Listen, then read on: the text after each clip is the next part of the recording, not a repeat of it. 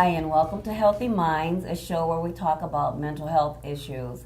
My name is Phyllis Strickland, my husband Juan Edward Strickland, and today we're going to continue talking about recovery and rehabilitation.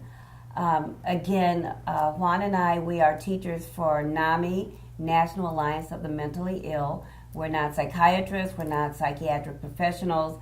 We are family members of someone who has a mental disorder, and that happens to be our son.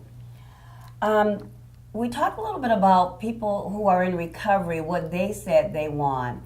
And now we're going to talk a little bit about best practices. What really is involved if a person is going to be rehabilitated mentally? And we will start with medication. Many people are afraid of medication. They don't want medication, but there's a time and a place for medication. But it's got to be monitored. It's got to be the right medication, and medication compliance is important. And then there's family inclusion. We talked about that in another segment. You also want to have integrated care with your primary care doctor, counselors, psychiatrists, family members. You want to have a strong support system. And we talk about supportive education and supportive work. That means the person doesn't just go to school and hope they make it. In the educational system, there should be systems set up to help the person. For example, in colleges, they have disability services where someone, if you qualify, you can maybe get a tutor or extra time to take exams. If we want people to succeed, they really need the support. The same thing with a job. You can't just go to a job and hope that they can work, especially, again, when they're in recovery. And these brain disorders are very traumatic. They take time to recover. Sometimes the person just wants to sleep because their body and mind is so fatigued when they're on that path to recovery.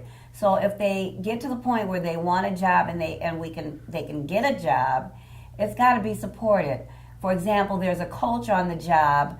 There's an explanation to the employees that you might have someone working. Their hours might be limited, but there's someone to help them to deal with the stress of now being in the workplace. And in addition to traditional psychotherapy, you want to have peer support groups. You want to have caregiver support groups.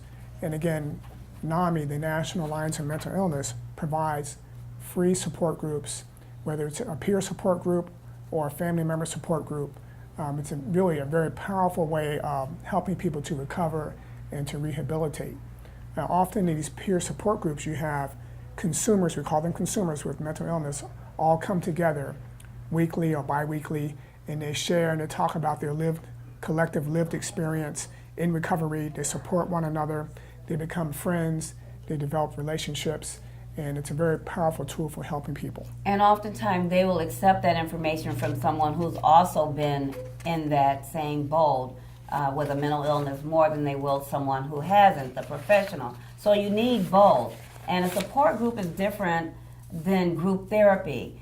And I want to talk about that a little bit. Psychotherapy, the traditional psychotherapy, is where they go, a therapist will dig into what happened. And that's not helpful to someone with a brain disorder like schizophrenia or even bipolar disorder, etc.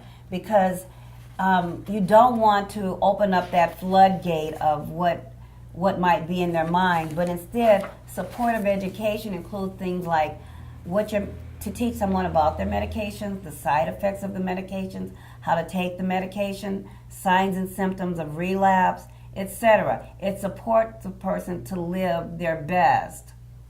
Here's some additional benefits for participating in a support group.